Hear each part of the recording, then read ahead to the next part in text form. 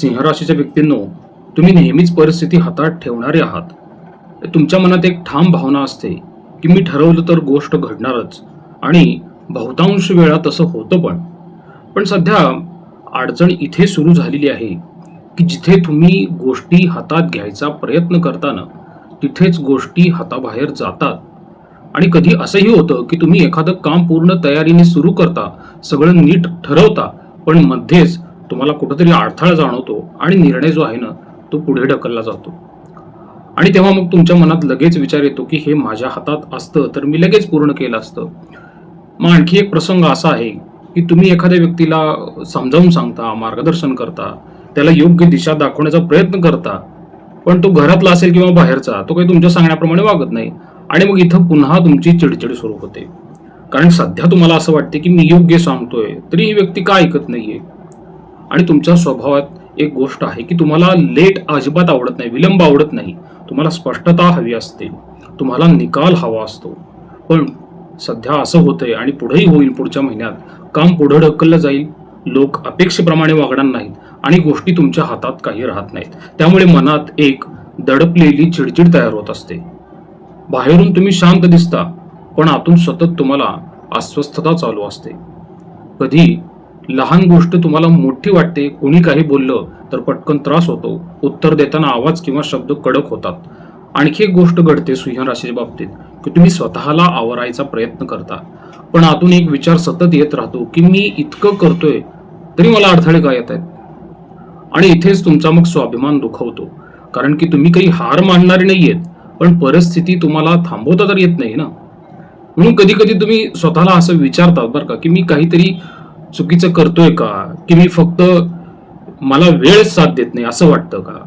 पण खरा मुद्दा असा आहे तुमच्या बाबतीत की ही वेळ तुमची ताकद दाखवण्याची नाहीये, आणि ही ताकदही कमी करत नाही, ती तुम्हाला सगळं स्वतःच्या हातात ठेवण्याची सवय थोडी कमी करायला शिकवत आहे. सावधानता काय ठेवली पाहिजे, जर तुम्ही प्रत्येक गोष्ट जबरदस्तीने आपल्याच मनासारखी करायचा प्रयत्न केला तर मग चिडचिड वाढेल आणि मग पुढील महिन्यात नातेसंबंध तसेच कामावरती पण परिणाम होईल. म्हणून लक्षात घ्या की तुम्ही ठीक आहे, ताकदवान आहात ह्यात शंका नाही, पण सध्या पुढे जायचं असेल तर उतावळेपणा कमी आणि निरीक्षण जास्त ठेवणं आवश्यक आहे. शनी आणि मंगळ यांची युती 3 एप्रिल पासून अष्टम भावातून जाणार आहे आणि तो अचानक घडवणारा, मानसिक ताण आणणारा आणि अडथळे आणणारा योग असेल. शनी म्हणजे काय असतो, डिले, आणि मंगळ म्हणजे ऍक्शन. दोघे मिळून काय करतात, करायचं आहे पण अडतंय. मग नोकरीमध्ये कशी परिस्थिती होईल. सध्या कामाच्या ठिकाणी परिस्थिती काही तुमच्या बाजूने नाही. तुमच्याकडे क्षमता आहे, काम करण्याची ताकद आहे, पण तरीही गोष्टी तुमच्या हातातून निसटताना तुम्हालाच दिसत आहेत ना. मग कधी तुम्हाला असं होतं की तुम्ही पुढाकार घेता, कामही सुरू करता नोकरीच्या ठिकाणी, पण मध्येच तुम्हाला अडथळे येतात ना. तुमची फाईल अडकते, निर्णय पुढे ढकलले जातात, आणि मग कोणीतरी मध्ये येऊन तुमचं कामही थांबवतं. आणि मग शेवटी तुम्हाला असं वाटतं की मी केलं सगळं पण पूर्ण काहीच झालं नाही. आणखी एक थोडं कटू सत्य आणि वास्तव आहे बरं का. तुम्ही स्पष्ट बोलता, पण तेच तुमच्या नेहमी विरोधात जातं. म्हणजे उदाहरणार्थ काय की तुम्ही बैठकीत मत मांडताना मांडलेलं मत जे आहे ते सत्य आहे, पण तुमच्या वरिष्ठांना तुमचा टोन आवडत नाही. आणि हळूहळू मग तुमच्याबद्दल एक समज तयार होत जातो व्यक्तींच्या मनात की हा माणूस ऐकत नाही आणि याच्याशी जुळवणं थोडं कठीण आहे. मग आणखी एक मोठा मुद्दा असा आहे की इगो क्लॅशेस होतात, अहंकारची टक्कर होते. तुम्हाला कोणाचं ऐकायला आवडत नाही आणि समोरच्यालाही तसंच वाटतं ना की तुम्ही कोणाचं ऐकत नाही. मग छोट्या गोष्टीतून मोठा वाद तयार होत जाऊ शकतो पुढील महिन्यामध्ये पण. आणि काय होईल, तुमचं कधी कधी जाणून बुजून काम जे आहे ते थांबवलं जातं, तुम्हाला पूर्ण माहिती दिली जाणार नाही आणि तुमच्या मागे लोक बोलू शकतात. म्हणजे सरळ शब्दात काय, ऑफिस पॉलिटिक्स असतं ना, ते तुमच्या थोडं विरोधात जाऊ शकतं. म्हणून नोकरीमध्ये सावधगिरी काय ठेवा की रागात उत्तर दिले तर नुकसान तुमचंच होणार आहे. वरिष्ठांशी तुम्ही वाद घातला तर मग गोष्टी वाढतील, आणि उतावळेपणात नोकरी बदलायचा विचार मात्र अजिबात करू नका. सध्या जिंकण्यापेक्षा स्वतःला टिकवणं फार महत्वाचं आहे. व्यवसायाच्या बाबतीत पण असंच आहे बरं का. चित्र काही फार स्थिर नाहीये. काम आहे, लोक भेटतील तुम्हाला, पण शेवटी तुम्हाला मनासारख्या काही गोष्टी ज्या आहेत त्या मिळण्याची इच्छा होती त्या काही मिळणार नाहीयेत पुढील महिन्यात. व्यवहार ठरेल पण शेवटच्या क्षणी तो थांबून राहील. ग्राहक तुम्हाला होकार देतील पण पैसे वेळेवर देणार नाहीत, आणि मग तुम्हाला असं वाटेल की सगळं माझं जवळ आलं होतं पण राहून गेलं. आणखी एक गोष्ट थोडी काळजी घेण्यासारखी आहे सिंह राशी बाबतीत, की तुम्ही कोणावर विश्वास ठेवता आणि तोच व्यक्ती वेळेवर तुम्हाला साथ देत नाही. म्हणजे काय होतं, की वेळ जातो, मेहनत जाते, पण फायदा हातात येत नाही ना. म्हणून काय होऊ शकतं, की तुम्ही मोठा निर्णय घेताल, पण तुम्हाला नंतर जाणवेल, अरे बाबा मी घाईतच निर्णय घेतला म्हणून. आणि हा अष्टम स्थानाचा परिणाम आहे. अचानक बदल, अचानक नुकसान, अचानक अडथळे.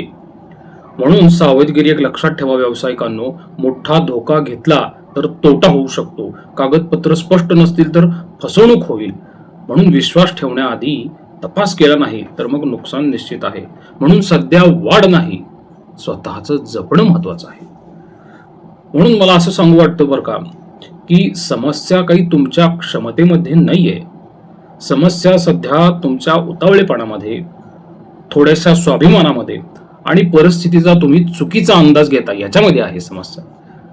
आणि जर तुम्ही सध्या स्वतःला आवरलं नाही ना, तर नुकसान बाहेरून नाही तर स्वतःच्या निर्णयामध्ये होईल. याच प्रकारे मित्रांनो, वैवाहिक जीवन किंवा नातेसंबंधात कसं होईल बरं का, इट डॉमिनन्स वर्सेस अंडरस्टँडिंग. म्हणजे कसं आहे, की तुम्हाला कंट्रोल हवा आहे नात्यांमध्ये, पण समोरच्याला स्पेस हवा असतो ना, हे लक्षात घ्या तुम्ही. म्हणजे उदाहरणार्थ कसं आहे, की तुम्ही काही बोलता आणि समोरचा रिॲक्ट करतो आणि मग लगेच वाद होतात. पुढं असंही होईल बरं का पुढच्या महिन्यामध्ये, की तुम्ही रागात बोलता आणि नंतर मग तुम्हाला पश्चाताप होईल. म्हणून लक्षात घ्या, की थोडासा बोलण्याचा जो टोन आहे, सूर आहे, तो कंट्रोल ठेवा. अहंकार कमी झाला पाहिजे आणि लोकांचं ऐकून घ्यायला शिकलं पाहिजे. घरात सध्या मोठ्या गोष्टींवरती उघड वाद होणार नाही, पण आतून ताण वाढत जाईल. आणि कधी असंही होईल बरं का, की तुम्ही एखादा निर्णय घेतला तर तुम्हाला वाटेल ना, की तो योग्य आहे, पण सगळे त्याला लगेच सहमत होणार नाहीत. आणि मग कुटुंबामध्ये काय होतं, तिथेच तुमच्या मनात विचार येतो, की माझ्याच परिवारात कोण ऐकत का नाही. आणखी एक वास्तव आहे बरं का, की तुम्ही ठाम बोलता, पण कुटुंबातल्या व्यक्तींना तुमचा तो हट्ट वाटेल आणि मग तुम्ही कधी एखाद्या गोष्टीवर जोर देता आणि कुटुंबातील एखाद्या व्यक्ती त्याला विरोध करतो. आणि मग चर्चा जी आहे ती हळूहळू वादाकडे बदलते. मग लहान विषय असतो, पण बोलण्याचा सूर बदलतो, आवाज चढतो, समोरच्याचे शब्द कडक होतात आणि मग तोच वाद वाढत जातो. म्हणून कुटुंबामध्ये वावरताना पुढील 3 एप्रिल नंतर काळजी घ्या, की भांडण मात्र होऊ देऊ नका. कारण काय, एखादा वाद टोकाला गेला ना, तर मग नात्यात दुरावा तयार होतो. निष्कारण 3-4 दिवस तुमच्या आयुष्यातले आनंदाचे वाया जातात. छोटासा विषय असतो, पण टोकाचे वाद होऊ शकतात. मग काय टाळलं पाहिजे तुम्ही या काळात? रागात बोलणं टाळा, आवाज चढवू नका, मीच बरोबर आहे असा हट्टही धरू नका. मग काय करायचं, थोडा वेळ शांत राहा ना, लगेच उत्तर देऊ नका. समोरच्याचं तुम्ही पूर्ण ऐकून घ्या. म्हणून याच्यामध्ये स्पष्ट सत्य काय दिसतं बरं का, की समस्या जी आहे ती एखाद्या विषयामध्ये किंवा कुठल्या गोष्टीमध्ये नाहीये, ती आपल्या बोलण्याच्या पद्धती आणि स्वाभिमानी स्वभावामध्ये आहे. आणि जर तुम्ही एक पाऊल मागं घेतलं ना, तर वाद जो आहे ना तो थांबेल ना. नाहीतर छोटा विषय सुद्धा मोठ्या भांडणात बदलतो आणि गैरसमज होतात. संततीच्या बाबतीत पण असं होतं, की मुलांवरती तुम्ही जास्त कंट्रोल ठेवण्याचा प्रयत्न करता, त्यामुळे अंतर जास्त वाढत जाते. सावधगिरी ठेवा ना तुम्ही, त्यांना गायडन्स द्या, पण दबाव देऊ नका ना. थोडासा विश्वास ठेवतो असं भासवून द्या ना त्यांना. विद्यार्थ्यांच्या बाबतीत पण असंच होतं बरं का, की फोकस आहे पण अभ्यासात कन्सिस्टन्सी राहत नाहीये, त्यामुळे डिस्ट्रॅक्शन वाढत आहे बरं का. त्यामुळे विद्यार्थ्यांनी या काळात फार बारकाईने लक्ष देऊन अभ्यास करणं गरजेचं आहे आणि व्यवस्थित फोकस करा अभ्यासावरती. भरमसाठ गोष्टी तुम्ही ज्या आहेत त्या डोक्यामध्ये साठवून घेऊन स्वतःचं कन्फ्युजन वाढवू नका. मग विद्यार्थी असतील, पालक असतील, नोकरदार असतील, व्यावसायिक असतील ना, त्यांची एकंदरीत मानसिक अवस्था पुढे कशी असेल पुढील 45 दिवसात 3 एप्रिल पासून लक्षात घ्या. कसं आहे, तणावाची खरी परिस्थिती कशी होईल, की तुमच्या मनात एकाच वेळी अनेक गोष्टी पुढेही चालू राहतील. बाहेरून तुम्ही कसं आहे, की सगळं नीट सांभाळत आहात हे दिसतं, पण आतून ताण तुमचा वाढलेला असेल, चिडचिड वाढलेली असेल आणि लहान सहान गोष्टीही तुम्हाला त्रास देत आहेत असं वाटेल. मग कोणी साधी काही बोलून गेले तरी मग मनाला लागून जातं आणि मग जरा धीर सोडल्यासारखं वागणं होऊ शकतं आणि तुम्हाला गोष्टी लगेच व्हाव्यात असंही वाटेल. पण जेव्हा गोष्टी अडकतात ना, तेव्हा आतून अस्वस्थता वाढते, अचानक रागही येतो आणि कधी कधी स्वतःलाच कळत नाही की एवढा राग का आला. म्हणजे उदाहरणार्थ कसं आहे, की तुम्ही एखादं काम मनापासून करता, पण शेवटी काय होतं, तुम्हाला अडथळा येतो किंवा काय होतं, की कोणी तुमचं ऐकतच नाही किंवा गोष्ट जी आहे ना ती पुढे सरकत जाते ना. आणि मग तेव्हा तुमच्या मनात एक विचार येईल की मी इतकं केलं तरी मला अडथळे का आले. मग हळूहळू पुढं काय होतं की तुमचा राग बाहेर येईल. मग तो घरात कोणावरही येतो बरं का, आणि कामाच्या ठिकाणी पण येतो, नात्यात पण येतो. पण नंतर मात्र तुम्हालाच जाणवेल की मी जरा जास्तच रिॲक्ट झालो किंवा अग्रेसिव्ह झालो, पण तोपर्यंत गोष्ट हाताबाहेर गेलेली असते. म्हणून लक्षात घ्या की तुम्ही स्वतःला आवरता, पण आतून तुमच्यावरती एक दबाव वाढतो आणि मग एक दिवस छोट्या कारणावर मोठा स्फोट होत असतो. सावधगिरी काय की ह्या काळात सगळ्यात महत्वाचं म्हणजे तुमच्या प्रतिक्रिया नियंत्रित ठेवा. लगेच उत्तर अजिबात देऊ नका. त्या क्षणी जे वाटतं ना तेच खरं असेल असं नाही. त्यामुळे स्वतःला थांबवा ना. 10 सेकंद जरी थांबला तरी परिस्थिती बदलते.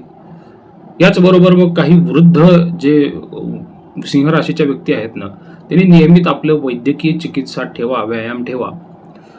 त्या मात्र फार गरजेच्या आहेत. अशा अष्टम भावातनं होणाऱ्या ज्या शत्रुग्रहांचं गोचर आहे ना, त्यात मात्र तुम्ही दुर्लक्ष करू नये. ठीक आहे, तुम्ही मजबूत आहात, पण सध्या तुम्हाला स्वतःवर थोडं जास्त नियंत्रण ठेवावं लागेल. त्यामुळे मी पुन्हा एकदा तेच सांगतो की आरोग्याच्या बाबतीत तुम्ही काळजी घेणं गरजेचं आहे. लक्षात घ्या, अष्टम भावातून होणारं जे शनी मंगळाचं गोचर आहे की नाही, ते व्यक्तीला अशा अचानक काही ना काहीतरी अडचणीमध्ये आणतं ज्याची आपण कल्पना नसती केलेली. त्यामुळे आपण सर्व बाजूनी तयार राहिलं पाहिजे.